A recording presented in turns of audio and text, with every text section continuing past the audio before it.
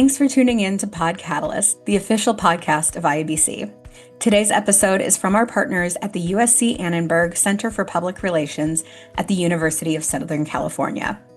Fred Cook sits down with Matt Tidwell, member of the IABC International Executive Board, along with Barbie Siegel and Victoria Hamilton of Zeno Group, and David Michelson, USC Fellow. The group gets into the findings of the 2025 Global Communication Report, Mind the Gap, which USC developed in partnership with IABC and Zeno Group. A copy of the report is available on the IABC website, and we'll link that in the show notes today. So the group really gets into looking at the findings from the report, over 1,000 PR professionals across the globe, and focuses on how AI, hybrid work, generational shifts, influencer culture, and polarization are transforming the communications landscape. It's a great conversation, and if you joined us at World Conference earlier this year, you may have heard from a few of these folks during a main stage panel. If you missed it, this episode is a great primer on what the report covers and what it means for the future of communications. A special thanks to Fred Cook and the USC Annenberg Center for Public Relations and their partnership on this work. With that, let's get started with the show.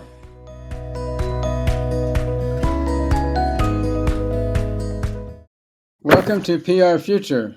I'm Fred Cook and coming to you from USC, the Center for Public Relations. And today we have some very special guests. Barbie Siegel, the global CEO of Zeno. Matt Tidwell, who's with the University of Kansas and also on the board of IABC. And Victoria Hamilton, who works with Barbie at Zeno. She's the Senior Director of Strategic Planning. And David Michelson, who's a fellow at USC and a longtime researcher in the PR business. And we're going to talk about the latest Global Communications Report, our 10th from USC, which is called Mind the Gap. And you'll understand a little bit better why it's called Mind the Gap in a few minutes. But David, you worked with me and Zeno and IABC to put this together. Tell us a little bit about describe the survey itself, and then how we chose the topics that we were going to investigate. Well, we did an online survey of 1,077 public relations professionals, and it was done between January 9th and February 1st of this year. And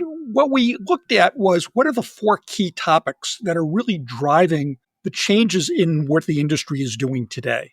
What are the challenges that they're facing going forward? And the four topics we looked at were artificial intelligence. It's obviously something that's been on top of mind of everybody in the past year. Hybrid work and remote work. As you know, the post-COVID issue has changed tremendously how we work and where we work. The changing media landscape.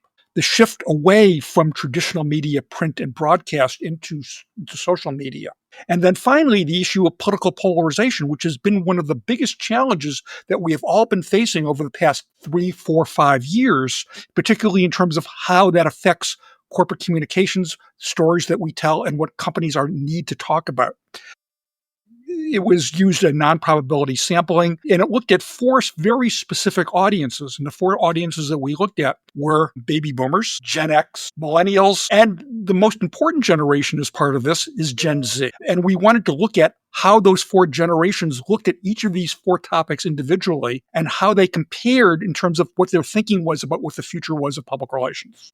Barbie, at our last board meeting at USC, at our board for the Center for Public Relations, you were the one that suggested this generational look at our business. Why was that top of mind to you? Thanks, Fred, and I'm so happy to be here. You know, when we looked at our own employee engagement surveys at Zeno, we see that more than 60% of our workforce is Gen Z or young millennial. And we know that there are 5 generations, if you count Gen Z and young millennial, in the workplace. And the feedback we were getting from the employee engagement survey is that the younger generations did not necessarily feel, or they were worried that their voice wasn't going to be heard in bigger issues impacting our agency and the industry, because they are not at the leadership table, because they are part of the younger generation. So we have this gap between the younger generation that we absolutely want to nurture and support moving forward, and the leadership of the agency, myself included,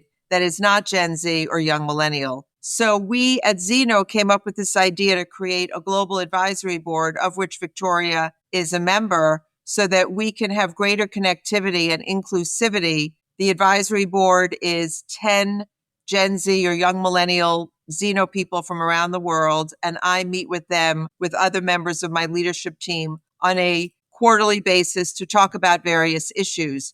And when we talk about inclusivity as such an important word, at Zeno, we also believe that that is generational inclusivity, really for two reasons. One, it makes our work and our thinking better because the decisions we make need to be good for all the generations. And I think it also gives these young people an opportunity to accelerate their careers and have new experiences versus being put in a box until they have a certain number of years on their resume. We're going to get to the Gen Z part pretty heavily in a little bit, but Victoria, are you Gen Z? I'm a millennial. Oh, you're a millennial. Okay, well, that's pretty close.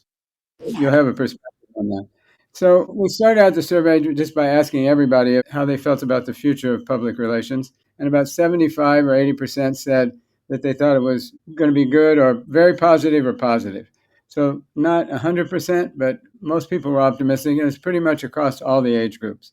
But then we started breaking it down into these 4 topics that David talked about. And then we began to see some gaps in what different generations felt about each topic. The first one was AI. Everybody's talking about AI and PR, and there seemed to be a difference of opinion about the importance of AI with older and younger generations, with younger generations seeming to embrace it more. I wondered, Matt, are you seeing that on campus? Are you teaching AI in a lot of classes and seeing enthusiasm from the students? Yeah, absolutely, Fred. I think that it's become a true dynamic, really, in the classroom, and many of us are teaching it on a really frequent basis. And I do think there's reason to be optimistic. I mean, I try to tell people that what's nice about AI is it is a tool that's going to help make our content more thorough and help us jumpstart creativity. But we need to have our eyes wide open that it's an assistive tool, not a substitute, right? And so many times, I think with students, we can get on a slippery slope where students see it or can be over reliant on it and over dependent on generative AI tools. That's why I think it's so important, particularly in the classroom, to make sure students understand its limitations, things like factual errors, hallucinations, and that type of thing. We really cover that in detail in class, but really to address it up front, see it as an assistive tool, and use it for what it's meant for is sort of the philosophy that we've taken. And again, I think the degree that we can all understand its use, then it's going to be seen as more of a tool, because the reality is they're going to use it in the workplace right after post-graduation. And so I think the days of sort of burying our head in the sand and really not addressing it, thankfully, those were over early. And at least most of the educators that I know are taking a much more proactive view. I said at a faculty meeting the other day that when they were talking about how students are using it, I said it's going to be like spell check in a couple of years. Nobody's going to question whether you use spell check or not. Barbie, in the agency, we saw in our survey that people predicted over the next 5 years that staffing would be decrease, but the quality of work would increase because of AI. Do you see that from an agency perspective? You won't need as many people, but the quality of work will be better? I'm going to answer that. I want to comment on what we just talked about. I was just at lunch with a client and we were talking about AI, and one of the clients was still getting her sea legs under her. And she said that she had recently had dinner with a colleague who referred to AI as a thought partner. Now I have a thought partner on my desk when I want to think about the next piece of writing. I think that is kind of an interesting way to think about it. It's that starter, it's that coach. Fred, in terms of the agency, our goal is to be 100% AI literate. I don't think as much about reducing the staff as much as opening up new career opportunities and giving people earlier in their careers the opportunity to be good critical thinkers and strategists, because AI is going to be able to do some of the more mundane tasks, Fred, that maybe you and I start our careers with. That start is going to enable people to look at something and advance the work. I also think there's a huge trend, and has been going on for a while, in specialization, not necessarily having generalists who are jacks of all trade, but like Victoria, real specialists. I'm a strategist, I'm a creative, I'm an earned media person, I'm a content creator. And I think AI can help fuel those career paths as well. So for me, it's not about reducing the staff, it's about making the talent stronger and more additive to our clients' business. Victoria, what level of AI competency do you expect out of an entry-level person? I would say basic.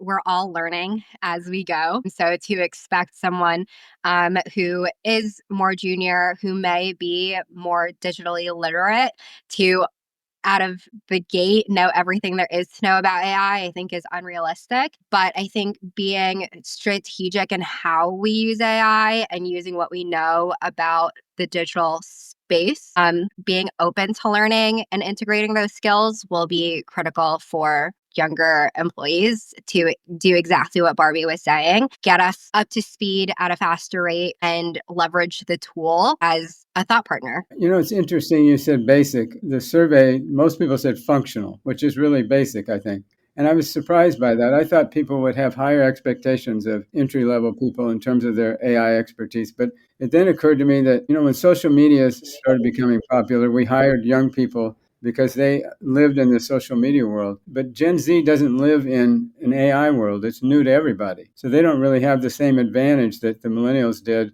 with social media. And there's going to be a big need for training. And we asked people who is going to train them. And Matt and Barbie, they didn't pick PR firms or academics or academia very often. Like, it was in the teens. And there was a big gap that said there was an opportunity for specialized AI training. Who do you think is going to train everybody? If we're all going to be using AI all the time and we have to learn about all these new tools, who's going to do that? Mm-hmm. I can speak from what we're doing. We are, to Victoria's point, you can't say you want to enter PR communications and not understand earned media or the internet. And I think the same is for AI. You can have a basic understanding, but you have to have that curiosity and that drive to learn more and incorporate it into your work. AI is a great tool in the workplace, whether you're in communications or law or finance. So I do think business has a real opportunity to help to train people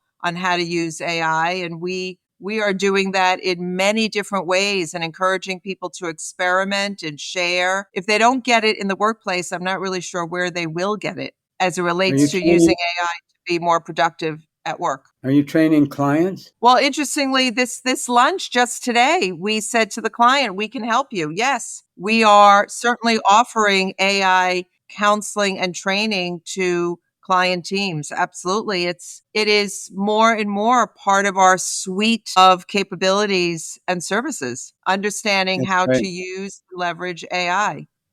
Yeah, and Fred, I would just say, just in the classroom, again, definitely addressing it as an assistive tool, but we're training content creators, right? We're training people to learn how to create content on an ongoing basis. And a lot of that is organic, right? I mean, it needs to be self-generated. And so I think that's really where the focus has been more on our end. I talked to Frank Shaw, who's the head of PR for Microsoft, and we were talking about training. And I said, who do you think should train people? And I thought he would say Microsoft. And he actually said, everybody needs to do it themselves just by experimenting and being curious and trying all these tools. That's the best way to learn. Today at lunch, we said to this client that one of the best ways to learn it is to use it in your personal life. Get used to it in your personal life. Like writing poetry for your birthday cards and things like that. Let's talk about hybrid for a second. That's been something that's been with us for now since the pandemic. When we ask people about where it was going to be in 5 years, 75% of the people PR people, think that they're going to be working in a hybrid environment 5 years from now. Barbie, do you think that's the case? Do you see Zeno being hybrid forever? We are hybrid now.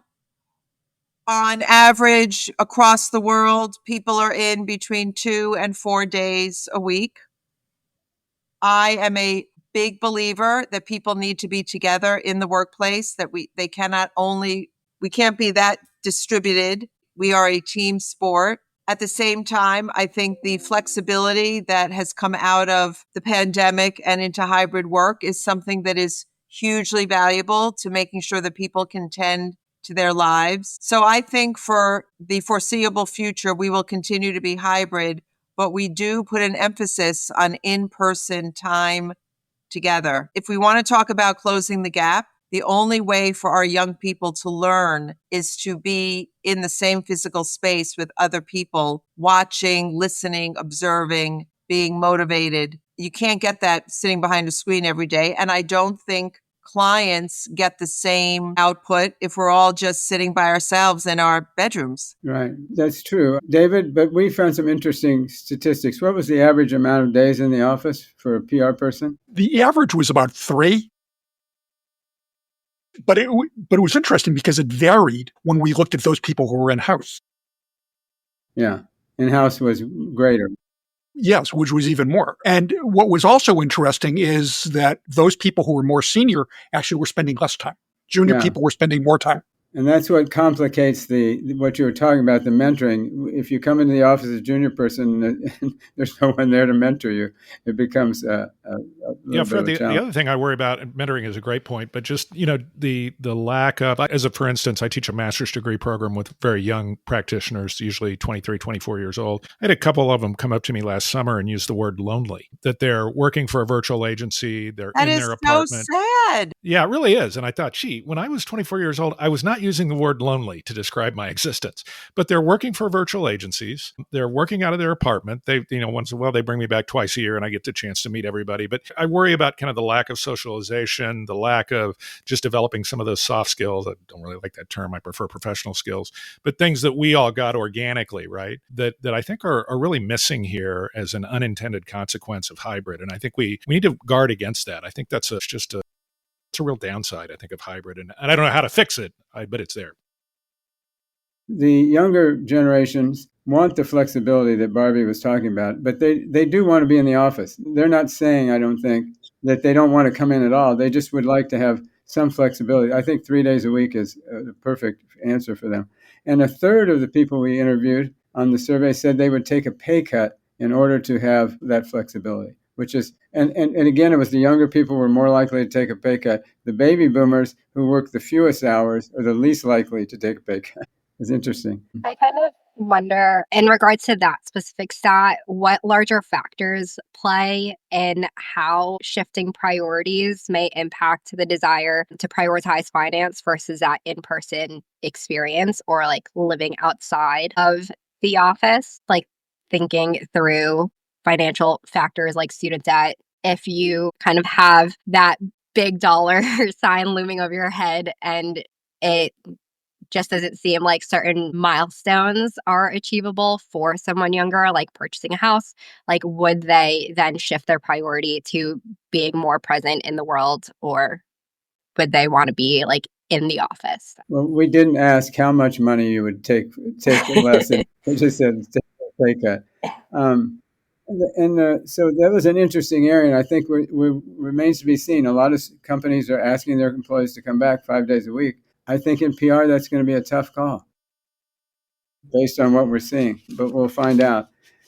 The third area that we looked at was probably the one where we saw the widest gaps between the younger generations, Gen Z in particular, and that was the media. As David said earlier, since around 2005, when Facebook and Twitter and Instagram came on the scene, the traditional media has declined by half or more in terms of their popularity, and it's continuing. And in this survey, we asked people if they thought influencers were going to be the primary marketing channel in the future and whether social media was going to be the dominant news channel. And the younger the respondent was, the more they thought those things were true. Older people seem to be more resistant to that, older PR people. But how do you see that playing out? Barbara, you talked about earned media being important in the when people are coming into the office. But I was in a classroom the other day and they were doing their final presentations, and I was just asked to be a judge, and they did 4 presentations about a product marketing company, and not one person mentioned traditional media in their presentation. Wow. This is one of my favorite topics here. When I say earned media, I'm casting a very wide net. Traditional media, and it's traditional media and what we call emerging media. And we have a big emphasis here at Zeno on emerging media. It's not one or the other. It needs to be both. There are always going to be the clients that want Above the Fold in the Wall Street Journal, or they want something in USA Today. But these new platforms are incredibly exciting in terms of the dynamic nature of the different types of content, the specificity with which we can reach different audiences, and for us, putting them all together. So again, back to the gap, I think helping the younger generations understand the value of the more traditional media and helping those of us who grew up with traditional media appreciating that you can be a well-read person even if you don't look at the Wall Street Journal every day or you don't look at CNN. You might be listening to a terrific podcast or you might be reading a newsletter. I mean, it is a great opportunity for us as storytellers, so many places to tell the story and in so many different types of formats. We spend a lot of time with video. I mean, it used to be you got a story in the Wall Street Journal, you put it down on the table and you were done. And now there's podcasts and newsletters and short films and Instagram and social content. So I think it's another great example. It's not one or the other, it's both together. And that's another place where the generations can learn from each other. It's a good point. Matt, do your students have much literacy with traditional media? Yeah, actually, I love what Barbie said about you can be well read and not necessarily have a subscription to the Wall Street Journal, right? And I think with students a lot of times, oh, sure, yeah, that we all do. But yeah, I think we run the risk of I don't think we can guilt students into getting subscriptions to all the legacy media. I don't think that's going to happen. No. But too often I see some of my older colleagues actually sort of rail against this fact that they're really not availing themselves of legacy media. But I absolutely agree. I think that they can certainly be well read. They can keep up with with news and things like that through some of the other social tools and also earned media. I mean, as a much younger PR guy 15 years ago, I was earning my way into credible, relevant legacy media. But today we have influencers that we want to be in front of, and you have to earn your way in there too. So yeah, I think earned media it's just a different take on it, but definitely something that will remain top of the curriculum for sure. Victoria, as part of the younger generation, what is your take on all this? I like exactly what Barbie said, right? Like you have these legacy media outlets, but they are also evolving in the way in which they reach their consumers. And I think this is one of my favorite parts about my job is understanding humans to their core. Understanding what platforms they're on, how they're using it, what messages and information they're seeking at whatever part of the journey they're on, like specifically on that platform. The things that I'm going to be looking for on Instagram aren't going to be the same thing that I'm looking for on a podcast, aren't going to be the same thing that I'm looking for on a newspaper. And helping our clients navigate the role of each of these platforms, the correct message, the correct time, the correct format in which to engage different audiences is really critical, I think, to the evolution of our industry, and also makes it a lot more exciting, I think, and gives us just a lot more possibilities, opportunities to engage different audiences based on our clients' needs. It's interesting to see what Gen Z was. As I said, there were a lot of gaps in this part of the study, that they're so much more comfortable with social media, and they're not as worried about the disinformation and some of the things that older people in PR are worried about without having the traditional media. Everybody thinks that we won't have any truth in media, we won't have any credibility, third-party credibility. But the younger generation has grown up with social media, and they find it quite adequate. And they're not missing the legacy stuff as much as older people, it seems. We asked one question, it was kind of fun. I think it's but when you look at some of the emerging media like Substack, there are a lot of legacy media people that are on there. Right. Like, Jim Acosta, who I love, who used to be on CNN, is not on CNN, but is on Substack. So that's sort of an interesting trend too, because you do trust him. Yeah. And some of the people on TikTok are being hired by major news organizations to be part of their crew too. So it is mixing it up, which is really interesting. We asked one kind of fun question you talked about the New York Times a minute ago, or Wall Street Journal, but we said, would you rather, in a marketing campaign, would you rather have a story in a national newspaper like the New York Times and the Wall Street Journal, or would you rather have Taylor Swift endorse your product? And Victoria, what do you think Gen Z said? I'm going to say Taylor Swift. Yeah, they picked Taylor Swift.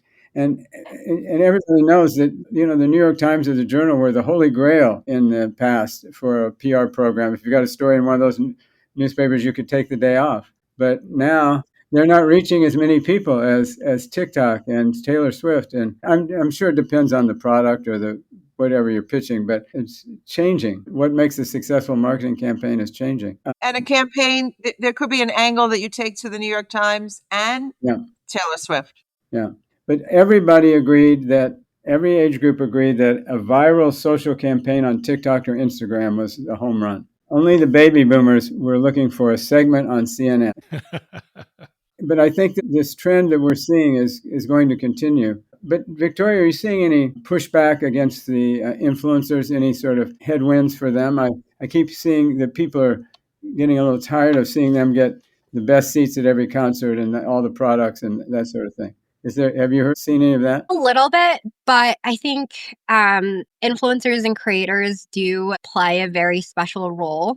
When it comes to brand comms, they're a trusted source of information for a lot of our audiences, especially younger generations. People are looking for that person that they can connect to, that they can relate to, and being able to put yourself in their shoes makes it a lot easier to connect. I do think that some people wish that they could physically step into those influencers or creators' shoes and experience those events live for themselves. But ultimately, they are kind of like a conduit for a brand and for the consumer. They are that middle person and they're that connective tissue. The big difference between the legacy media and the influencers is most influencers are paid.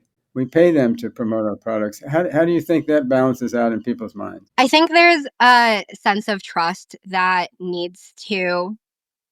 that is essential to a creator's role or an influencer's role. They need to be authentic with the brands that they work with. They need to make sure that it all aligns from their beliefs, the messaging that they're sharing with their audiences. And if that exists, then I think the authenticity, regardless of whether or not the influencer is paid to be a voice for the brand, shouldn't matter. It's the same as having a celebrity like Taylor Swift sit in front of your campaign. But it's a big difference, isn't it, Barbie, from an agency perspective when you're buying media more than you are pitching it? I'm a big believer that earned media is important for credibility, and then you're able to advance that story with paid media.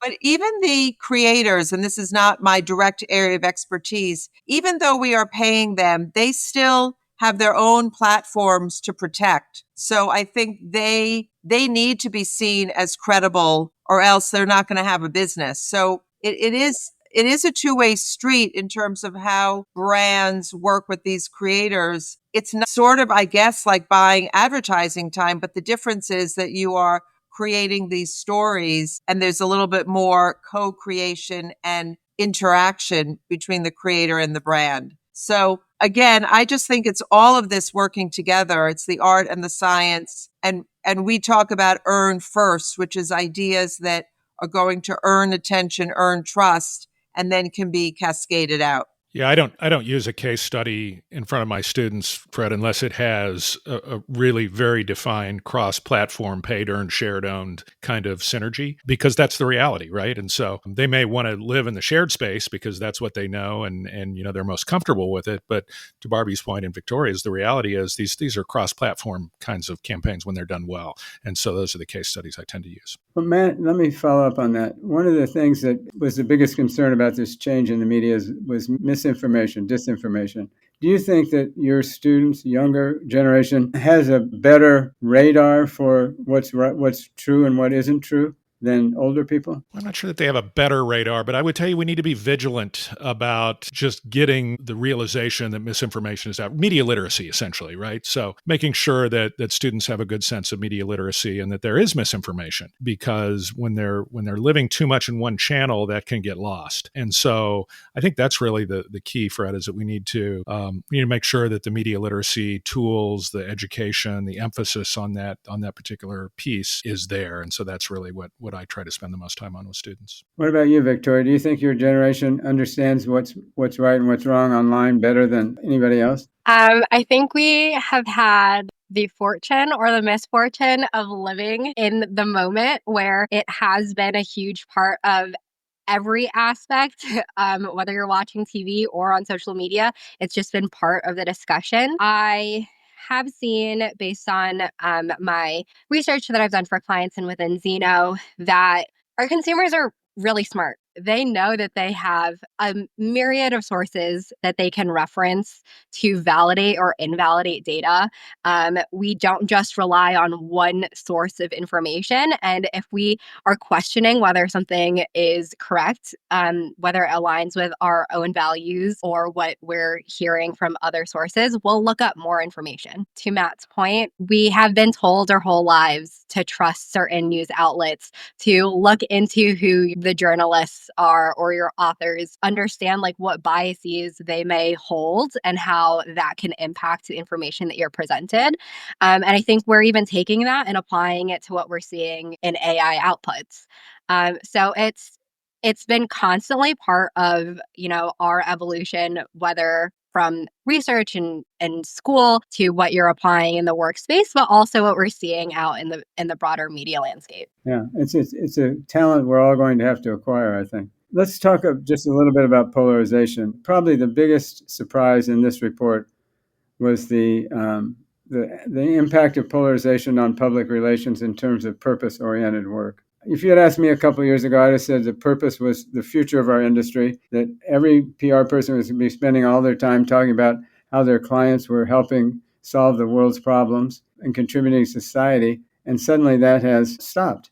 89% of PR people 3 years ago said that they thought companies had the responsibility to address social problems. That dropped to 85% last year and to 52% this year. So the numbers just plummeted. And there's a big gap between young and old on this equation. The young people still think that corporations have that responsibility. 3/4 of Gen Z think that.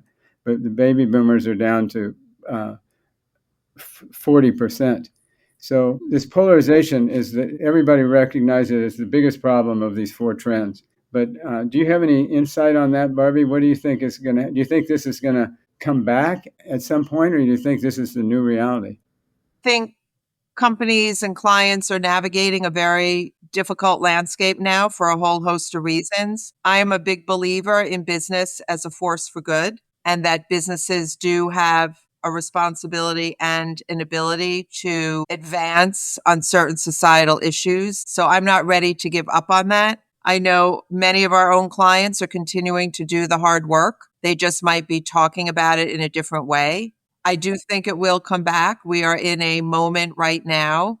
I am a big believer that business needs to be more than the products and services they sell. That business needs to pay attention to their employees and what their expectations are within reason of what is true to the company. We represent many big companies that are continuing to move forward with the issues that they care about. They may be going about it in a little bit of a different way, but I don't see them abandoning it, which I'm grateful for.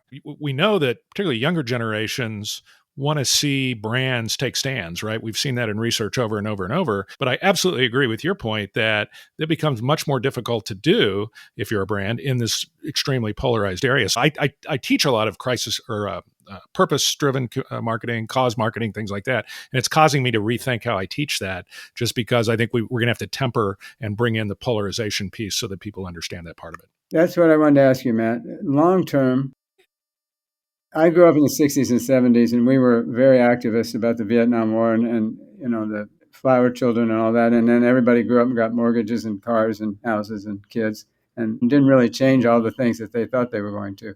Do you think this generation is going to continue to want this purpose-driven approach and be interested in programs that are going to for the social good, or do you think they're going to be disillusioned like we became? Well, I'm around a lot of Gen Zs, right? That's who I'm around basically all of my workday, and I have a lot of faith. I do think they're going to continue to want to push us forward on purpose, and I'm glad for that. I think that they believe strongly in it. How it plays out, I'm not smart enough to predict, but I definitely think they're going to stick to their guns on it. I don't see that really changing. It's a core belief that brands need to be out there doing things and need to be taking stands. And I'm not seeing them compromise on that anytime soon, which I think is probably a good thing. I think that will push us forward, hopefully. What do you think, Victoria? I agree. I think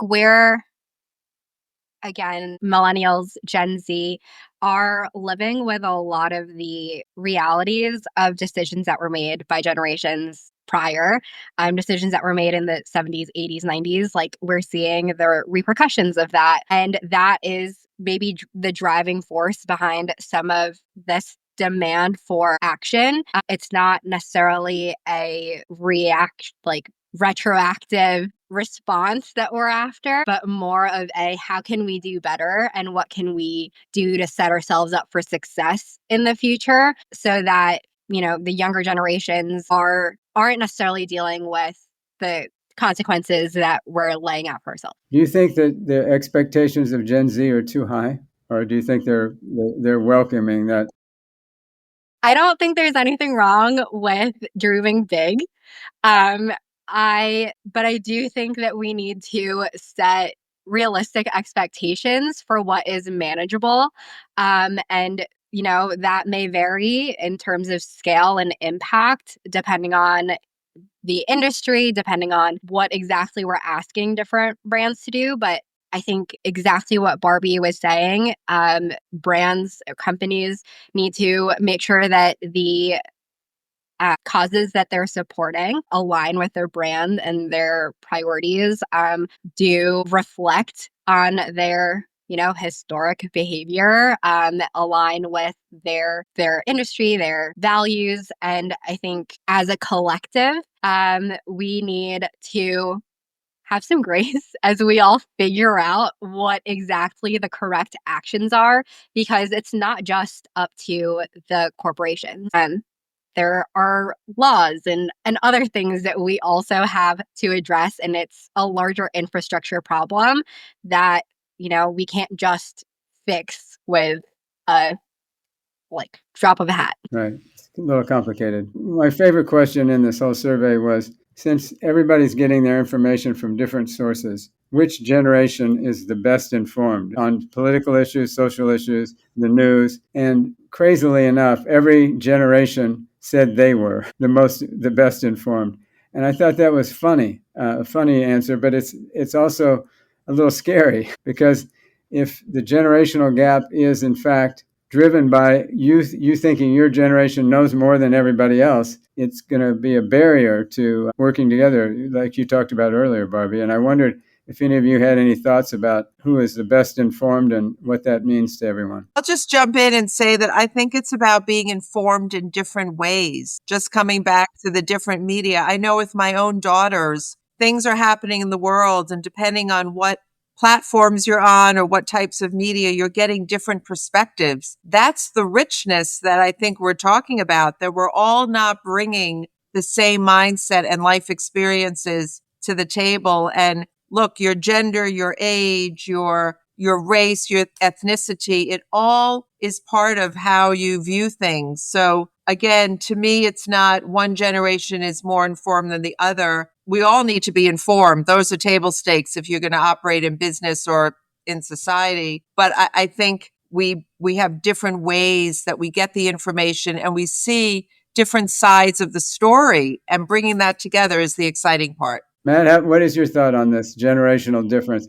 I was marking that in this, the Gen Z thinks very poorly of the baby boomers, and those are my students, and I'm in the baby boomer category. Yeah, well, when I first saw that, Fred, that very result illustrates polarization, right? So it's clear as it's right there on paper. I do think we're communicators, right? And I tell my students we need to, as communicators, we need to be students of human behavior, and that's not just us. And so that's what worries me more than anything about that result is that, I need my Gen Z folks to really understand baby boomers and their behaviors and their media consumption and things like that in order to be effective in the workplace and in school for that matter. And so that's what worries me, is that there's an echo chamber effect that can take hold. And I hate to see that, because again, my students get tired of hearing me say, know your audience. But that's really where the rubber meets the road in our business. And I think that you can't put blinders on and think, well, I'm only seeing things from my generation's viewpoint because we're right. That perspective worries me.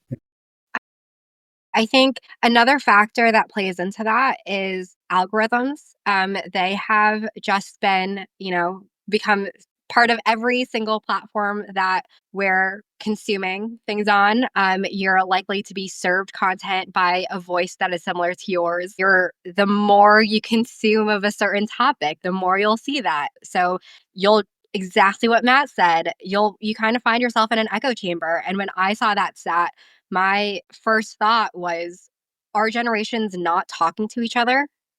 Are we purely surrounding ourselves with people who share our same beliefs within our same age range, experiencing the exact same things as us? And that is a big red flag, especially from someone who sits and puts myself in different people's shoes every single day to understand the consumer. It does make it really difficult to experience firsthand what someone else may be experiencing on any given platform, because all of my content has been tailored to my day-to-day activity. Good point.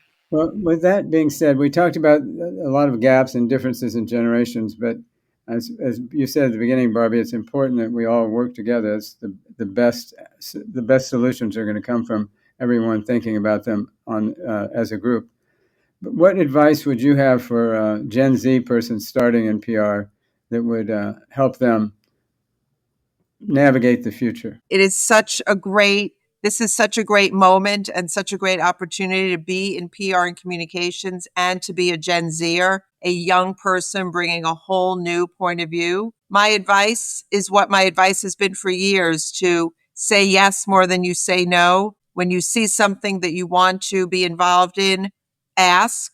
Build relationships with not only your peers, but colleagues that have more experience. Learn from them. Ask to sit in on meetings that you may not be invited to. Have an open mind. And I would say, most importantly, be in a place where your voice can be heard despite the number of years on your resume. And that really, I've said this before, that really comes to understanding the culture of the workplace that you are going into. It's not only the work you're going to be doing, it's the environment around you that's going to fuel that. And that is not to be underestimated. I think Matt was talking about some of his students working in a virtual agency. I think that is a real question students have to ask themselves. Is that the kind of work and cultural experience I want? Or do I want to be part of a dynamic organization where I can be with other people, I can see other meetings and so forth? Those are really important questions. And what's right for one person is not right for another. Matt, how would you add to that, what Barbie just said? Yeah, what would you advise? I think that's all great. Oh, and I think the other thing that I try to instill in particularly our, let's say, older undergraduates who are getting ready to enter the workforce is that have a point of view, have a perspective, right? We want to hear from you. Yes. You're an important slice of this generational pie that we've diced and sliced here. And so, it kind of goes back in the old days. We used to say, be a strategist, not an order taker. It's kind of that same feeling that, you need to really have a perspective and a point of view to be able to stand out. And I think many times, especially our younger professionals, are reticent to do that. And by the way, I don't think polarization is not helping that. So I think we need to be really vigilant about saying, be sure you have that point of view, be sure you have that perspective. And Fred, I would say that younger people need to find themselves in an organization where the more experienced people are actually going to advocate and pull them along. Yeah. To say to them, you should come to this meeting with me, sit with me, listen. That active mentoring is so important. Well, that's a great segue, because Victoria was going to ask you what the older people in PR, what does the Gen X and the baby boomers need to do in order to facilitate the progress that we're all looking for? I think it does need to be a two-way street. In the same way that we need to remind ourselves as millennials and Gen Z that we don't know everything. I think we also need to ask our mentors the questions that we don't know the answers to, or understand their perspective, their experiences, put ourselves outside of what we believe we know, and challenge ourselves to look at the world and from other people's perspectives. And I think if we, as Gen Z and millennials, can hold ourselves accountable to that, it can help lead to that idea exchange, make that mentorship a two-way street, and ask that of our mentors and our managers. I wrote about this in this report. I said, in this new world order, older generations will need to embrace change more rapidly, find common ground more easily, and get out of the way more often. You agree with that, Victoria? I do, but instead of getting out of the way, maybe like pull us with you, tell us why. I think there needs to be more of a dialogue from both ends. Like, let me tell you why I believe what I believe, and I would love to hear, how you got to your conclusions as well. So the final question I would ask you all, and thank you for being part of this discussion, it's been really interesting, is in the beginning we asked people about how they felt about the PR industry's future. When you look at this and you see that the Gen Z is going to be, they'll be the leader someday. And the baby boomers, there's very few baby boomers left in this business. And so gradually it's going to shift. Do you feel confident about where we're headed? And with all these changes, all this dynamic stuff happening in our industry, do you feel like the people that are coming up and coming are going to be able to lead us into the future? I tell students, I think this is a great time to be in public relations in our business. I really do. I think there's a lot to be proud of. I think there's a lot to look forward to. I think hopefully we train communicators to understand audience. And I think that's a really good place to be, as we move into whatever we're facing in the future. And so even to help with things like polarization, as we've talked about. So I'm pretty optimistic. I definitely, of course, we need to have opportunities and the job market needs to be good and things like that. But all things being equal, absolutely, I think it's a great time to be in our business and to join our business, frankly. Fred, I have had the pleasure, thanks to you, welcoming me to be on campus at USC through our board meetings and other events. At the last board meeting, there were several students who presented their work. And I was sitting in the back and I just kept thinking to myself, I would bring that person, and Victoria knows me and I think she will appreciate this. I would bring that person to a client meeting without question. I would bring that person. The young people graduating are so informed to our conversation, poised, interesting. If that is the future of our industry, I think we are in great shape. There's plenty of work to do. I think it is the balance of the people with experience and the people just coming in, but it's incredible the experience the young people bring into their first jobs. They've already had internships. They've already done, incredible activities on campus. I think social media has played a big part in that. So I think it's fantastic. They may not be the same as prior generations. I think they're going to get there a whole lot faster. And most importantly, I think they're going to challenge us all in the right ways. And Victoria, how about you? Do you feel ready and your generation ready to take on the leadership of this PR world? I think so. And I think we are very fortunate. As Barbie mentioned, there are we have 5 generations in the workplace right now. That's so much experience to learn from. But we talked about innovation from a digital tech perspective. We're riding the wave of AI right now. That's a whole other area for us to explore and leverage as a tool for us to do better, smarter work. And as Matt mentioned, we're all humans to our core. And I think we live in a time where we have so much information, so much data at our fingertips that will just enable us to do great work by diving into what makes us all humans and connecting with audiences at a whole nother level of personalization that I think we haven't even begun to fully uncover yet. So I think there's so many things that are setting us up for success at this point. I can only imagine what the future will bring. Yeah, I agree with you. After doing this study, I was thinking that Wayne Gretzky quote about don't go where the puck is, go where it's going. And I think that Gen Z is already there. They're already where they need to be to handle all these issues that we're talking about. And I think that it's going to be a great transition to a whole new generation of PR people.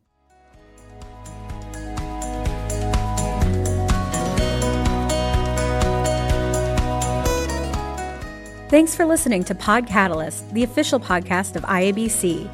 If you've enjoyed today's episode, please be sure to subscribe, rate, and review. Have a suggestion for a future episode?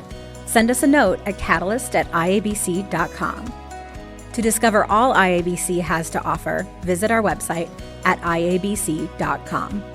Until next time,